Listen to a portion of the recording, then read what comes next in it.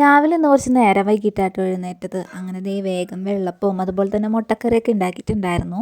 അപ്പോൾ ദേ അതൊക്കെ കഴിച്ച് കഴിഞ്ഞപ്പോഴാണ് നമ്മൾ അമ്പലത്തിലൊക്കെ ഒന്ന് പോകണം എന്നൊക്കെ വിചാരിച്ചിട്ടുണ്ടായിരുന്നു ഇന്നലെ. പക്ഷേ അതിൻ്റെ കാര്യമൊന്നും മറന്നുപോയി. എന്നാലും കുറച്ച് ലേറ്റായിട്ടാണ് പോകുന്നത് കേട്ടോ. അപ്പം നമ്മുടെ ഇവിടുന്ന് ഷോർട്ട് കട്ട് ഉണ്ട്. ഇതുപോലെ കാടൊക്കെ പിടിച്ച് കിടക്കുന്നൊരു പറമ്പായി മാറിയിട്ടോ. പണ്ട് എൻ്റെ ചെറുപ്പത്തിലൊക്കെ ഇവിടെ മാവും അതുപോലെ തന്നെ പാടം പോലെ കിടക്കുന്ന ഒരു സ്ഥലമായിരുന്നു. മാങ്ങയൊക്കെ പൊട്ടിക്കാനൊക്കെ വന്നിരുന്ന സ്ഥലമാണ്. പക്ഷേ ഇപ്പോൾ ഒരു 3-5 വർഷത്തിന് ശേഷം ആ സ്ഥലം കാണുമ്പോൾ നമുക്ക് തന്നെ ഒരു പിടിയിട്ടില്ല. അതുപോലെ ഭയങ്കര ചേഞ്ച് ആയിട്ടുണ്ട്. എന്ന് വെച്ചാൽ കുറേ ജാതിയും അതുപോലെ തന്നെ കുറേ ചെടികളൊക്കെ വെച്ചു. ആ ഏരിയയും അതുപോലെ തന്നെ ആ വഴിയൊക്കെ അങ്ങോട്ട് മാറിപ്പോയി. നമുക്ക് തന്നെ ഒരു പിടിയിട്ടില്ല. അപ്പോൾ പണ്ട് കളിച്ചിരുന്ന പറമ്പാണ് ഇതൊക്കെ. അപ്പോൾ ഒരു നൊസ്റ്റാൾജിയ കേട്ടോ.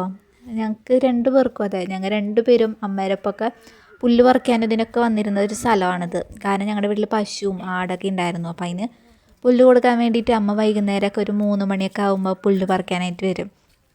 അപ്പോൾ ഞങ്ങളും കൂടെ വരും കേട്ടോ. അപ്പോൾ ഇവിടെ മാവും അതുപോലെ തന്നെ ലൂബിയൊക്കെ ഉണ്ട്.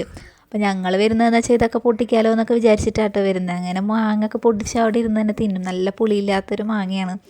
അപ്പോൾ അതൊക്കെ ആലോചിക്കുമ്പോൾ ഇപ്പോൾ തന്നെ എന്തോ ഒരു പ്രത്യേകത തോന്നും നമുക്ക്. നമ്മുടെ ചെറുപ്പകാലത്തുണ്ടായ പറമ്പാണിത്. പക്ഷേ ഇപ്പോൾ ഇതിൽ കൂടെ നടക്കുമ്പോൾ തന്നെ നമുക്ക് ഭയങ്കര പുല്ലും അതുപോലെ തന്നെ കാട് പിടിച്ച് കിടക്കുക ആകെ.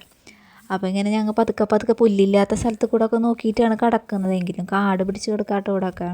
പുല്ലൊന്നും വെട്ടാണ്ട് ആകെപ്പാടെ കാടായിപ്പോയി. പണ്ടൊക്കെ നല്ല നീറ്റായിരുന്നു. നമുക്ക് വഴിയൊക്കെ ഉണ്ടായിരുന്നു, നടക്കാനായിട്ട് നല്ലൊരു വഴി തന്നെ ഉണ്ടായിരുന്നു കേട്ടോ. ഇപ്പോൾ അതൊന്നും ഇല്ല. ഇങ്ങനത്തെ ചെറിയ പുല്ലില്ലാത്ത ഏരിയ ഒക്കെ കാണുന്നുള്ളൂ. ബാക്കിയൊക്കെ കാടാണ്.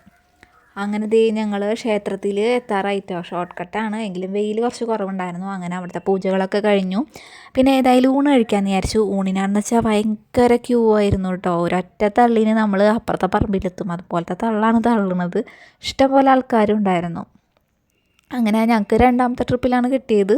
ഒരു ട്രിപ്പിൽ അവിടെ നിൽക്കുമ്പോൾ തന്നെ നമ്മൾ വെന്ത് ഒരു വിധമാവും. ചൂടും അതുപോലെ തന്നെ ഷീറ്റൊക്കെ കെട്ടിയിട്ടാണല്ലോ നമ്മൾ അതിൻ്റെ അടിയിൽ നിൽക്കുന്നത്. അപ്പോൾ ചൂടെടുത്ത് ചാവും. അങ്ങനെ നമ്മുടെ ഇഞ്ചിക്കറിയും അതുപോലെ തന്നെ മോരും പിന്നെ ക്യാബേജൊക്കെ ഉണ്ടായിരുന്നു. പിന്നെ നമ്മുടെ ചോറും സാമ്പാറും പപ്പടമൊക്കെ. അച്ചാറുണ്ടായിരുന്നില്ല കേട്ടോ. ഞാൻ അച്ചാറിന് വേണ്ടി കുറേ നേരം വെയിറ്റ് ചെയ്തു. പക്ഷെ അച്ചാറുണ്ടായില്ല. നമ്മുടെ പിന്നെ ഒരു പയറ് കറി ഉണ്ടായിരുന്നു കേട്ടോ. അങ്ങനെ അതൊക്കെ കഴിച്ച് കഴിഞ്ഞു. അങ്ങനെ ചോറിന് വേണ്ടി കുറച്ച് നേരം ഒന്ന് വെയിറ്റ് ചെയ്യേണ്ടി വന്നു കേട്ടോ. കാരണം ഇഷ്ടംപോലെ ആൾക്കാർക്ക് വിളമ്പുന്നുണ്ട്. അപ്പോൾ എല്ലാവരും എല്ലാ ഏരിയയിലേക്കും എത്തണമെങ്കിൽ കുറച്ച് സമയം എടുക്കുമല്ലോ. അപ്പോൾ അതാണ് കുറച്ച് സമയം ഇരുന്നിട്ടാണ് വിളമ്പി തുടങ്ങിയത്. അങ്ങനെ നമ്മുടെ ചോറ് വന്നിട്ടുണ്ട്. ഇനി നമ്മുടെ സാമ്പാറും കൂടെ എത്താനുണ്ടേ. ചോറിൻ്റെ പിന്നാലെ തന്നെ സാമ്പാറുണ്ടാവും കേട്ടോ. അങ്ങനെ വീട്ടിലേക്ക് ഊണൊക്കെ കഴിച്ച് പോകുന്നു. അങ്ങനെ കുറച്ച് കഴിഞ്ഞപ്പോൾ വിശന്നപ്പോൾ കുറച്ച് ബിസ്ക്കറ്റും അതുപോലെ തന്നെ ഒരു ചോക്ലേറ്റും ഉണ്ടായിരുന്നു. ഒരു ചോക്ലേറ്റ് ഉണ്ടായിരുന്നുള്ളൂ. അപ്പോൾ ഞങ്ങൾ ഏതായാലും 3 പേരും കൂടെ കഴിക്കാമെന്ന് വിചാരിച്ചു. നല്ല ടേസ്റ്റ് ഉണ്ടായിരുന്നു കേട്ടോ. എനിക്ക് ഭയങ്കര ഇഷ്ടമാണ് ചോക്ലേറ്റ്. പിന്നെ വൈകുന്നേരം ആയപ്പോൾ എനിക്ക് ചുമയും അതുപോലെ തന്നെ ഭയങ്കര ചുമ. അപ്പം നമുക്കൊരു നാച്ചുറലായിട്ടുള്ളൊരു റെമഡി കേട്ടോ. നമ്മുടെ ഇഞ്ചി നീരും അതുപോലെ തന്നെ ചെറുനാരങ്ങയുടെ നീരും കുടിക്കും. അതിലൊരു നല്ലൊരു കുറവ് കിട്ടും നമുക്ക്. ചുമക്കെ കുത്തി ചുമക്കെ വരുന്ന ഒരു ഇതാണെന്ന് വെച്ച് കഴിഞ്ഞാൽ ഇഞ്ചിയും അതുപോലെ തന്നെ നാരങ്ങ നീരും ഇങ്ങനെ പിഴിയുക. എന്നിട്ട് ഇഞ്ചി നീര് കുറച്ച് നേരം ഒന്ന് ഊറാനായിട്ട് വെക്കണം. അതിന് ശേഷം ഒരു സ്പൂണിലേക്ക് എടുക്കുക. പിന്നെ നമ്മുടെ നാരങ്ങയുടെ നീരും പകുതി കേട്ടോ. ഇഞ്ചി നീര് പകുതിയാണെന്ന് വെച്ചാൽ എന്തോരെടുത്തെന്ന് വെച്ചാൽ അതിൻ്റെ പകുതി ഒരു സ്പൂണിൽ മതി. എന്നിട്ട് കുറച്ച് തേനുണ്ടെങ്കിൽ അതിൽ മിക്സ് ചെയ്യുക. ഞാൻ തേനൊന്നും മിക്സ് ചെയ്യാറില്ല കേട്ടോ. അങ്ങനെ കുടിച്ച് കഴിഞ്ഞാൽ നമുക്ക് ആ ചുമയൊക്കെ ഒന്ന് കുറഞ്ഞ് കിട്ടും. അപ്പം ഞാൻ ഇഞ്ചി പറിച്ചുകൊണ്ട് വന്നിട്ടുണ്ടായി. ഞാനും അമ്മയും കൂടെ രാത്രി കേട്ടോ പോയി പറിക്കുന്നത്. ഇരുട്ടായി അപ്പോഴാണ് ചുമയൊക്കെ വന്നത്. അപ്പോൾ ഏതായാലും അതൊക്കെ പറിക്കാൻ വിചാരിച്ച് പോയി. പിന്നെ നമ്മുടെ വീട്ടിൽ ഇഞ്ചി എപ്പോഴും ഉണ്ടാവലുണ്ട്. പിന്നെ കുറച്ച് നോക്കിയപ്പോഴായിട്ടൊരു വലിയൊരു കടയും കൂടെ കിട്ടി.